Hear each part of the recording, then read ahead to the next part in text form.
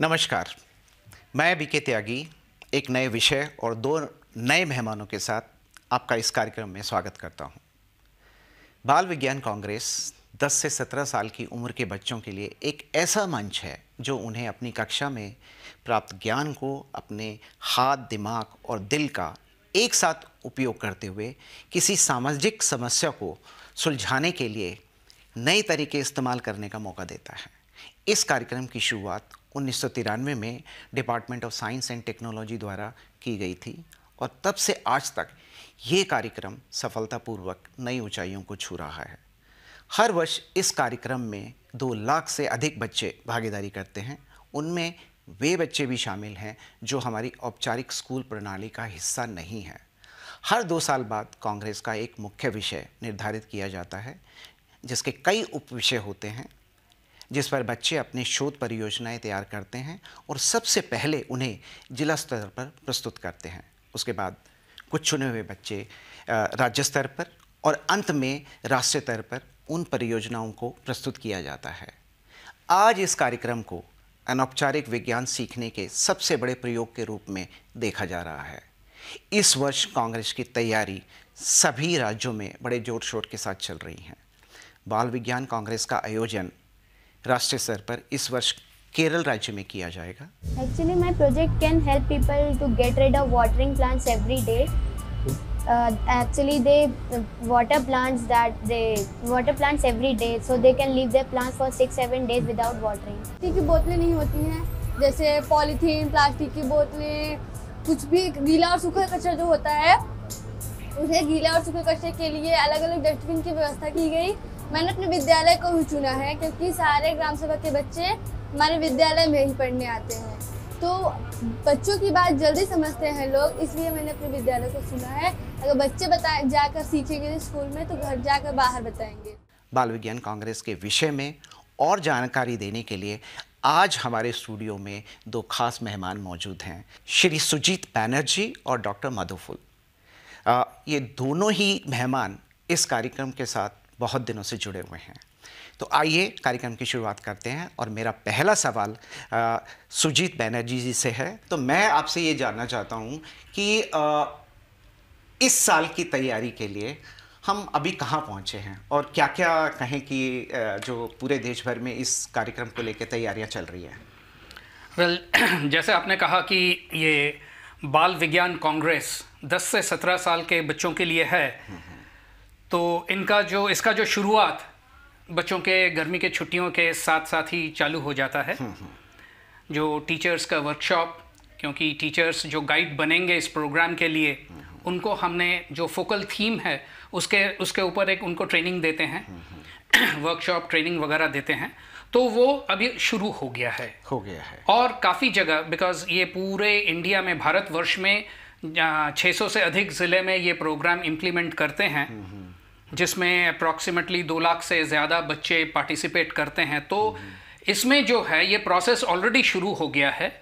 अब ज़िला स्तर में, डिस्ट्रिक्ट लेवल में जो विज्ञान कांग्रेस हैं, बच्चों के जो ये शिक्षक जो अभी ट्रेनिंग प्राप्त कर चुके हैं, वो लोग अब बच्चों से प्रोजेक्ट बनवा के अब वो डिस्ट्रिक्ट लेवल कांग्रेस में पार्टिसिपेशन का प्रोसेस चालू कर रहे हैं। तो डॉक्टर फुल, मैं आपसे जानना चाह रहा था कि जब इस कार्यक्रम की शुरुआत हुई तो क्या उद्देश्य थे इस कार्यक्रम के? देखिए, कार्यक्रम की शुरुआत एक बहुत ही रोचक ढंग से हुई थी कि ग्वालियर में एक साइंस क्लब के बच्चों ने एक्सपेरिमेंट किए थे पानी की शुद्धता की जांच के। बिल्कुल। और जब उनका फाइनल प्रेजेंटेशन था तो उस समय हमारे विभाग से कुछ लोग वहाँ मौजूद थे, तो उनको ये एहसास हुआ कि बच्चे अपनी बात को कहना जानते हैं और बच्चे एक वैज्ञानिक तरीके से कुछ करके दिखाना जानते हैं। तो तब ये उस घटना को देख करके मन में ये विचार आया कि क्यों ना हम एक फोरम बच्चों के लिए क्रिएट करें जहां पर कि वो अपने आसपास के वातावरण की समस्याओं को जाने और उनका वैज्ञानिक विधि से समाधान निकालें और फिर उसको करके दिखाएं कह के दिखाएं और उसका प्रभाव जो है एडमिनिस्ट्रेटिव डिपार्टमेंट पे जो पड़ता है, उसका जो महत्वपूर्ण योगदान जो है चिल्ड्रन साइंस कांग्रेस का, वो बहुत ही एक मन को कहना चाहिए प्रसन्नता देने वाला है कि छोटे बच्चे हैं लेकिन हम एजेंट्स ऑफ चेंज जो आज हम बात करते हैं, ये एजेंट्स ऑफ चेंज उस जमाने से छोटे छोटे प्रयोगों के द्वारा उन्होंने जो करके दिखाया, अपनी क्रिएटिविटी को जो उन्होंने सॉल्यूशंस ढूंढने में लगाया, वो बहुत ही अच्छा लगा। और इसीलिए पूरे देश में इस कार्यक्रम को चलाने के लिए नेशनल चिल्ड्रन साइंस कांग्रेस की स्थापना की गई। और डॉक्टर बनर्जी साहब, मैं आपसे पूछना चाह रहा था कि जैसे ये कार्यक्रम बच्चों का है और भारत जैसे बड़े देश में कहीं मैंने पढ़ा था कि आपने कहा कि 10 लाख बच्चे जो है हर वर्ष इसमें 2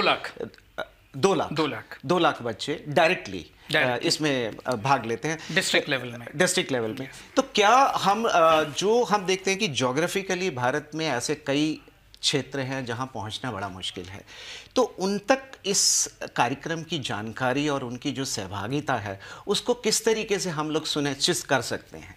देखिए, आज के दिन में देश में अबाउट 700 प्लस ज़िले हैं, तो हम ये तो नहीं कह सकते कि हर ज़िले में हम पहुंच पाते हैं, बट हमारी कोशिश रहती है कि हम हर ज़िले में पहुंच सकें।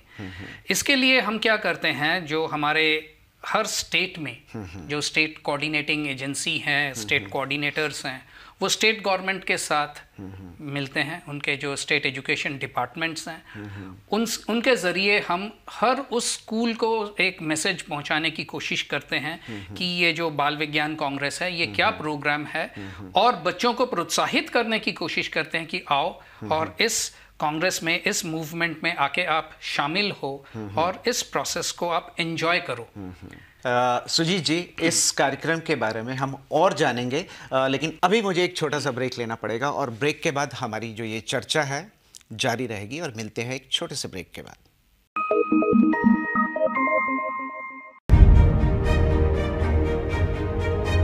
इंडिया साइंस एक इंटरनेट आधारित विज्ञान वेब चैनल है। ये चैनल भारत सरकार के विज्ञान और प्रौद्योगिकी विभाग द्वारा शुरू किया गया है, जिसका कार्यान्वयन और प्रबंधन विज्ञान प्रसार कर रहा है।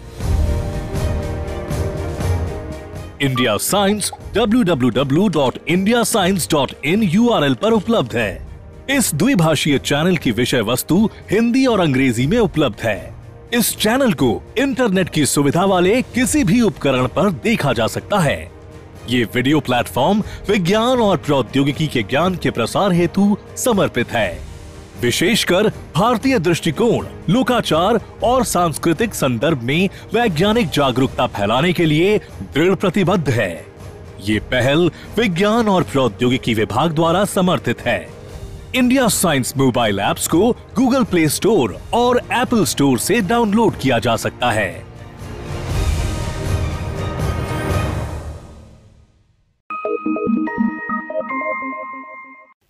ब्रेक के बाद फिर आपका स्वागत है। सुजीत जी, मैं आपसे जानना चाहूँगा कि उसके बाद ये कि इस जो भव्य कार्यक्रम की जो व्यापकता है वो बढ़ी है, बहुत सारा पार्टिसिपेशन इसमें जुड़ा है, तो उसके बाद जो कहें कि जो उसकी जो संरचनात्मकता जो थी, यानी कहें कि जो उसका जो इंस्टीट्यूशनल जो मैकेनिज्म थी, उसमें क्या और कहें एडिशन हुए हैं या क्या कुछ बदलाव इस तरीके का किया गया है? देखिए, प्राइमरीली जो मूवमेंट शुरू किया गया था 1993 ऑनवर्ड्स, हमने उसको तो सेम रखा है। State organising committee, state coordinator, district coordinator, ये सब हमने सेम रखा है, बट आउटरीच बढ़ाने के लिए एंड इसको थोड़ा सा और मैकेनिज्म को और रोबस्ट करने के लिए हमने डिफरेंट प्रोग्राम्स जो भारत में होते हैं, जैसे सीबीएसई द्वारा संयोजित जो आपके साइंस फेयर हैं, जवाहरलाल नेहरू साइंस एग्जीबिशन जो है, या हमारे इंस्पायर मानक प्रोग्राम है, इनके साथ हमने लिंकेजेस एस्टैब्लिश किए हैं। इससे इस प्रोग्राम की क्वालिटी इंक्रीज हुई है, इससे इस प्रोग्राम की quality of the projects improve हुआ है। नेशनल लेवल में हालांकि हमने पूरा स्टेट का एक कोटा रखा है, हर स्टेट से जितने बच्चे जाएंगे टोटल 650 प्रोजेक्ट ही आते हैं हर साल, बट वो जो प्रोजेक्ट का क्वालिटी है दैट हैज इंक्रीज्ड। अच्छा, तो इसमें जो प्रोजेक्ट राष्ट्रीय स्तर तक नहीं आ सकते, लेकिन जैसे कि डॉक्टर फुल ने कहा कि उसमें भी ऐसे बहुत सारे प्रोजेक्ट होते हैं जो बहुत ही अच्छे कहें कि साइंस और टेक्नोलॉजी के माध्यम उसके नज़रिए से देखा जाए, तो उसको आगे बढ़ाने के लिए क्या हमारे पास कोई व्यवस्था रहती है या वो प्रोजेक्ट वहीं ख़त्म हो जाता है? अनफॉर्चुनेटली अभी तक जो प्रोजेक्ट स्टेट लेवल में नहीं आए और जो अगर अच्छे प्रोजेक्ट्स हैं, क्योंकि वो नेशनल लेवल में आए नहीं तो हमें पता नहीं लगा, उनको आगे ले जाने के लिए अभी तक कोई जरिया हम सोच के नहीं निकाल पाए। बट हमारी ये आगे चल के ये एक कोशिश रहेगी कि जो प्रोजेक्ट नेशनल में आए एटलीस्ट उन प्रोजेक्ट्स को थोड़ा और रिफाइन करें, क्योंकि ये बच्चे छोटे हैं, 14 से 17 साल, 10 से 14 साल, जूनियर ग्रुप सीनियर ग्रुप के हैं, उनको जो है किसी research national level research institute के साथ उनको इंटर्नशिप के जरिए जोड़ के ताकि उनके प्रोजेक्ट्स जो है वो आगे और परस्यू करें और मे बी उस प्रोजेक्ट्स में उस क्रिएटिविटी में वो आगे तक जाके पीएचडी करें या साइंस के साथ जुड़े रहें। ये हमारी आगे के लिए एक सोच है। इसमें एक सवाल जो जहन में आता है वो ये कि इतने सारे प्रोजेक्ट आते हैं और हर प्रोजेक्ट का कहें कि जो एक उसको जो कंसीव करने का एक जो उसका बैकग्राउंड होता है वो बिल्कुल अलग होता है, तो उनको इवैल्यूएट कैसे किया जाता है? बिकॉज हम लगता है कि सबसे पहले जो इवैल्यूएशन है वो जिला स्तर पर होता है, फिर राज्य स्तर पर हुआ और फिर राष्ट्रीय स्तर पर हुआ। तो तीनों में हम ये जो इवैल्यूएशन है इसको कैसे करते हैं? क्योंकि जहाँ तक मैंने सुना है कि ये पूरा जो इस कार्यक्रम की जो कहें कि जो ढांचा है वो कॉम्पिटिटिव नहीं है, यानी कि उसमें हम उसको फर्स्ट सेकंड थर्ड जैसा डिक्लेयर नहीं करते। हर प्रोजेक्ट को एक कुछ खास चीज़ों को ध्यान में रखते ही इवैल्यूएशन किया जाता है। तो मैं चाहूँगा कि थोड़ा सा प्रकाश उस पर भी डालें कि वो इवैल्यूएशन की प्रक्रिया क्या है। डॉक्टर फुल और बनर्जी साहब, देखिए, एक जज को ढूंढना और दूसरी चीज़ ये होती है कि जो प्रेजेंटेशन होते हैं जब अपनी लैंग्वेज में होते हैं और प्रेजेंटेशंस में जब बच्चे चार्ट्स बनाते हैं वो भी उनकी अपनी लैंग्वेज में होते हैं। बिल्कुल। तो जजेस के लिए सारे जजेस जो बैठे होते हैं, जो 3 जजेस यूजुअली यूज किए जाते हैं, तो उन 3 में से केवल एक जज जो है वो शायद समझ रहा होता है कि क्या है, और बाकी जो उसका इंग्लिश एब्स्ट्रैक्ट है या हिंदी एब्स्ट्रैक्ट है उसको लेकर के करते हैं। दूसरी चीज़, जब हम लोगों ने ये भी कोशिश की थी कि हम प्रोजेक्ट रिपोर्ट्स को अलग इवैल्यूएट कराएं और प्रेजेंटेशन को हम अलग इवैल्यूएट कराएं। तो प्रोजेक्ट रिपोर्ट्स में भी यदि लोकल लैंग्वेज में लिखी हुई प्रोजेक्ट रिपोर्ट है उसको पढ़ने के लिए भी जजेस की व्यवस्था करना बहुत दिक्कत होती थी। तो जैसे जो हमारे बच्चे राष्ट्रीय स्तर पर पहुंचते हैं, जैसे कहा कि वो कॉम्पिटिटिव नहीं है, इवैल्यूएशन जो प्रोजेक्ट किया किन हालात में किया, क्या संसाधन थे, किस क्षेत्र से आया है, उन सब चीज़ों को ध्यान में रखते हुए किया जाता है। तो ये जो हमारे बाल वैज्ञानिक हैं, जैसा कि हम इनको कहते हैं, इन बाल वैज्ञानिकों के लिए हमारे पास और क्या योजनाएं हैं इस कार्यक्रम के साथ जो जोड़ी गई हैं? मैंने सुना है क्योंकि विदेशों से भी कुछ बच्चे आजकल एज ए ऑब्जर्वर या पार्टिसिपेट करने के लिए इस बाल विज्ञान कांग्रेस में नेशनल लेवल पर आते हैं। तो हमारे बच्चों के लिए और क्या कहें इंसेंटिव जो इस कार्यक्रम में भागीदारी करते हैं और क्या है? देखिए, ऐसा है, इस प्रोग्राम में जो चाइल्ड साइंटिस्ट पार्टिसिपेट करते हैं, नॉट नेसेसरी कि हम इसी प्रोग्राम के साथ उनको कुछ और इंसेंटिव दें। बिल्कुल।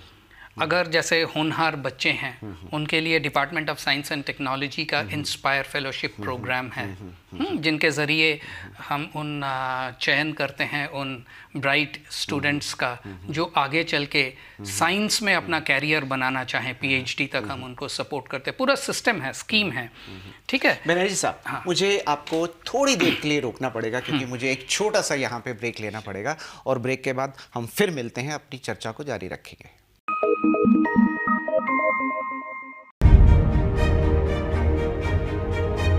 इंडिया साइंस एक इंटरनेट आधारित विज्ञान वेब चैनल है। ये चैनल भारत सरकार के विज्ञान और प्रौद्योगिकी विभाग द्वारा शुरू किया गया है, जिसका कार्यान्वयन और प्रबंधन विज्ञान प्रसार कर रहा है। इंडिया साइंस www.indiascience.in URL पर उपलब्ध है। इस द्विभाषीय चैनल की विषय वस्तु हिंदी और अंग्रेजी में उपलब्ध है। इस चैनल को इंटरनेट की सुविधा वाले किसी भी उपकरण पर देखा जा सकता है। ये वीडियो प्लेटफॉर्म विज्ञान और प्रौद्योगिकी के ज्ञान के प्रसार हेतु समर्पित है। विशेषकर भारतीय दृष्टिकोण, लोकाचार और सांस्कृतिक संदर्भ में वैज्ञानिक जागरूकता फैलाने के लिए दृढ़ प्रतिबद्ध है। ये पहल विज्ञान और प्रौद्योगिकी विभाग द्वारा समर्थित है। इंडिया साइंस मोबाइल ऐप्स को गूगल प्ले स्टोर और एप्पल स्टोर से डाउनलोड किया जा सकता है।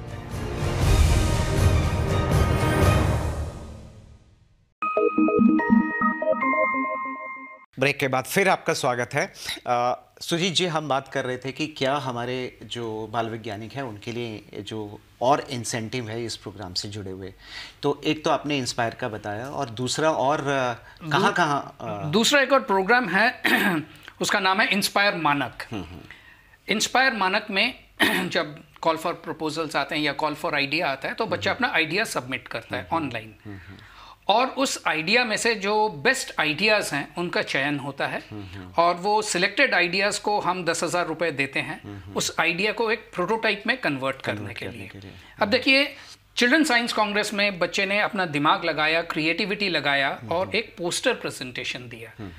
उसने पोस्टर के जरिए अपना आइडिया सब एक्सपर्ट्स को बोला, बट एक्चुअली में ग्राउंड लेवल में वो कैसे काम करेगा that can only B demonstrated जब बच्चा एक प्रोटोटाइप बनाए। तो इंस्पायर मानक में हम 10,000 रुपए का उसको एक आइडिएशन ग्रांट देते हैं जिससे कि वो एक प्रोटोटाइप बनाता है और ऑफ कोर्स आगे जाके नेशनल लेवल में पार्टिसिपेट करता है और उसको अगर टॉप लेवल में आ जाता है, टॉप लेट्स से 2% में आता है, तो उसका प्रोजेक्ट फिर हम festival of innovation and entrepreneurship में राष्ट्रपति भवन में उसको दर्शाते हैं। मैं एक चीज़ और यहाँ जानना चाह रहा था कि जो बाल विज्ञान कांग्रेस का जो उद्देश्य था वो एक उद्देश्य ये भी था कि एक प्रोसेस के जरिए विज्ञान को एज ए प्रोसेस समझना, मेथड ऑफ साइंस का इस्तेमाल करते हुए, और जो आसपास का जो माहौल है वहाँ जो समस्याएं आ रही हैं वो जो किताबी ज्ञान उसने पढ़ा है उसके जरिए उसको वो सुलझाए उस समस्या को। तो यहाँ पर ये जो बात मानक की हो रही है वो एक प्रोडक्ट की हो रही है, प्रोसेस की नहीं।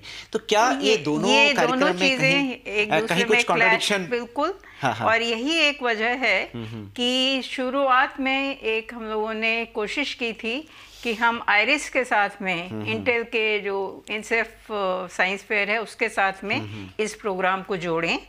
एक समझौता भी किया गया था, MOU साइन हुआ था बकायदा, और कई सालों तक 5-5 अच्छे प्रोजेक्ट स्टेट के निकाल करके एक आइरिस के फेयर में उनको भेजा जाता था।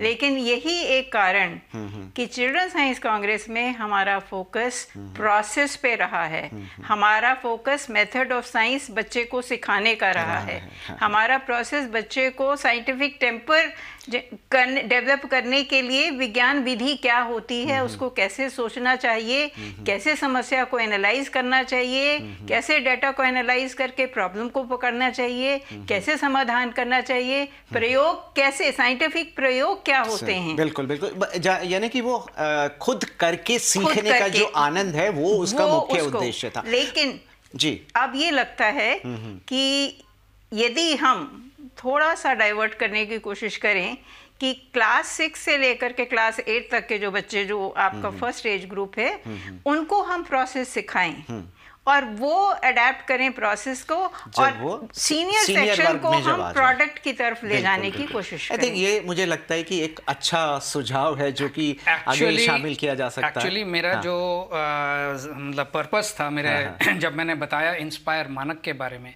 देखिए एक बच्चे का बहुत बढ़िया आइडिया है, उसने पोस्टर प्रेजेंटेशन दिया, अब आगे क्या? पढ़ाई तो वो करेगा, होनहार बच्चा है, BSc MSc PhD या BTech MTech PhD जो है वो तो करेगा, वो अलग है, बट उसका जो आइडिया था वो एक पोस्टर बन के ना रहे, वो जब एक कम्युनिटी का प्रॉब्लम सॉल्व कर रहा है, लेट्स से जो पानी का था, पोर्टेबल वाटर, ड्रिंकिंग वाटर का था, तो उसमें भी कुछ एक एक्सपेरिमेंट किए गए, या अगर उसमें कोई डिवाइस बनाया जाए, क्योंकि आजकल हम ऑलवेज इनोवेशन की बात करते हैं, और नई पॉलिसी भी हमारी पॉलिसी innovation पे भी साइंस, बहुत टेक्नोलॉजी एंड जोर दे रही इनोवेशन की बिल्कुल है। बिल्कुल। इनोवेशन का जो बेस है वो है science, and then science to technology एक डेवलप किया गया, और वो कितना इनोवेटिव टेक्नोलॉजी है। आई थिंक हमें बच्चों को उस डायरेक्शन में, एंड जैसे डॉक्टर मधुफूल जी ने कहा कि सीनियर बच्चों को शायद, जैसे आपने भी कहा कि सीनियर बच्चों को शायद हम एक skilling and skill based innovation उसकी तरफ अगर ले जाएं, तो शायद हमारे देश में काफ़ी इनोवेशंस उभर के आएंगी, एंड एक डेवलप्ड कंट्री और डेवलपिंग कंट्री के लिए, अपना इकोनॉमिक प्रोग्रेस के लिए इनोवेशन का एक बहुत महत्वपूर्ण स्थान है। बिल्कुल बिल्कुल, क्योंकि जो हमारी पॉलिसी है वो जो एक इकोसिस्टम डेवलप करने की बात है इनोवेशन की, तो वो शुरुआत जो है ये इस बाल कांग्रेस में जो हमारे वैज्ञानिक हैं उनसे हो सकती है। मैं आखिरी सवाल और आपसे पूछना चाहता हूँ, क्योंकि समय जो है हमारे पास थोड़ा कम रह गया है। ये जो अनौपचारिक विज्ञान शिक्षा का जो कार्यक्रम के रूप में शुरुआत हुआ, क्योंकि ये एक एक्सपेरिमेंट है और बहुत बड़े एक्सपेरिमेंट के रूप में देखा जा रहा है, विदेशों में भी इस कार्यक्रम ने अपनी छाप छोड़ी है, तो वो अनुभव क्या रहे? मैं जानना चाहूँगा कि मैं देखता हूँ कि बहुत सारे विदेशी बच्चे भी इस कार्यक्रम में भागीदारी कर रहे हैं, तो वो अनुभव कैसे रहे? Let me explain this. हमारे इंडिया में जब कोई बच्चा एक हायर इंस्टीट्यूशन में एडमिशन के लिए जाता है, वो क्या करता है? एडमिशन टेस्ट देता है, एंट्रेंस टेस्ट देता है, नंबर अच्छा है, क्वालिफाई कर गया, एडमिशन ले लिया। पर बाहर के देशों में जब वो बच्चा एडमिशन के लिए जाता है, क्या देखा जाता है? उसके मार्क्स से ज्यादा देखा जाता है उसके ओरिजिनलिटी ऑफ आइडिया, उसके क्या सोच है, क्या विचार है, वो कैसे साइंस को, दुनिया को देखता है, दुनिया को कैसे बदलने की कोशिश कर सकता है या सोचता है। ये जो आप हमारे चिल्ड्रन साइंस कांग्रेस जैसे प्रोग्राम है, जिसने बच्चों का जो थॉट प्रोसेस है, process, again I am stressing on process not on product, कैसे उस प्रोसेस को उसने इम्बाइब किया अंदर, अपने अंदर, ताकि उसको दुनिया को देखने का नजरिया बदल जाए, या दुनिया के जो प्रॉब्लम है, अपने गांव का प्रॉब्लम है, उसको बदलने का नजरिया बदल जाए। ये जो है this process of thinking takes him to places. इसमें एक बात मैं कहना चाहूँगी कि यदि हमारे education department, state education department सहयोग करें, क्योंकि ये हिंदुस्तान में जो है सब चीज़ें नंबरों पे चलती हैं, और बाहर के देशों में ऐसे वाले कामों के लिए कम्युनिटी सर्विस में जो काम आते प्रोजेक्ट्स होते हैं, उनमें एक्स्ट्रा मार्क्स दिए जाते हैं। तो क्या हम हिंदुस्तान में हमारे एजुकेशन सेक्टर्स मिल करके एक ऐसे एफर्ट को जिससे कि उनका भविष्य सुरक्षित हो रहा है, उसके एडमिशन में कहीं उसको कुछ वेटेज देने की बात करें? यदि ये एक उदाहरण मेरे सामने आया था केरला का, कि जहां पर केरल में किया गया अगर था। आपने राष्ट्रीय स्तर पर किसी बच्चे ने भागीदारी की है, तो 5% कुछ उसको मेडिकल के उसमें उसको कुछ, बिल्कुल बिल्कुल जी। तो आप ये कहते हैं कि एक पूरी व्यवस्था इस तरह की होनी चाहिए, कि कुछ इंसेंटिव जो है राष्ट्रीय स्तर पर भी इन बाल वैज्ञानिकों को मिलना चाहिए कि जो इन्होंने अपना काम किया है। आखिरी चलते चलते मैं ये पूछना चाह रहा हूँ कि भविष्य में आने वाली जो योजनाएं हैं इस कार्यक्रम को लेके, वो क्या है? बनर्जी साहब, आपसे। चिल्ड्रन साइंस कांग्रेस के बारे में जी, एक तो हम सबसे पहले आउटरीच इंक्रीज करेंगे जी। एक कंट्री जिसका पॉपुलेशन 1.3 बिलियन है, उसमें 2 लाख के करीब बच्चे कुछ भी नहीं है, बिल्कुल। It's a drop in ocean. कैसे करेंगे? क्योंकि इतना डाइवर्स कंट्री है, ईस्ट से लेके वेस्ट पूरा ज्योग्राफी डिफरेंट हो जाता है, टेरेन, डेमोग्राफिक प्रोफाइल डिफरेंट हो जाता है। It's a huge challenge, but yes, हमारी जो नेशनल एकेडमिक कमिटी है, they are aware of this and we are trying to work out a mechanism कैसे इस प्रॉब्लम को एड्रेस किया जाए। हम इसमें थोड़ा सा डिजिटल मीडिया, सोशल मीडिया, इसका भी सहारा लेंगे, क्योंकि ये आज के दिन का इन थिंग है, ताकि हमने आइरिस प्रोग्राम में भी ऐसे ही अपने आउटरीच इंक्रीज किया है। तो इस टाइप से करके हम ट्राई करेंगे कि इसमें ज़्यादा से ज़्यादा बच्चों को शामिल किया जाए। पहले क्या होता था, एक प्रोजेक्ट में 5 बच्चे मिलके करते थे। उसमें क्या होता था, देखिए 2 बच्चे या मैक्सिमम 3 बच्चे प्रोजेक्ट करते थे, बाकी खड़े रहते थे। सब 5 जन एक साथ जुट जाएं तो too many cooks would probably spoil the broth. हमने अब क्या किया है, to increase more and more number of projects, हमने कहा एक प्रोजेक्ट में सिर्फ 2 ही बच्चे होंगे, बाकी बच्चे अपना प्रोजेक्ट करें, तो that will bring in more ideas, more creative ideas, and बच्चों का पार्टिसिपेशन लेवल भी बढ़ेगा। लास्ट ईयर इम्प्लीमेंट हुआ था, we will now strengthen this process, this year we hope to have more and more number of children.